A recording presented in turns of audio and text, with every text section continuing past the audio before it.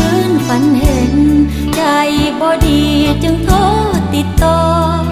เป็นจังใดสำบายดีบ่โดนแล้วเด้เนาะเฮาบ่พอกัน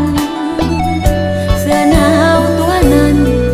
ของขวัญเมื่อวาเลนไทน์ก็อุ่นดีหลายลองใส่บังแล้วเมื่อวานไผน้อซื้อให้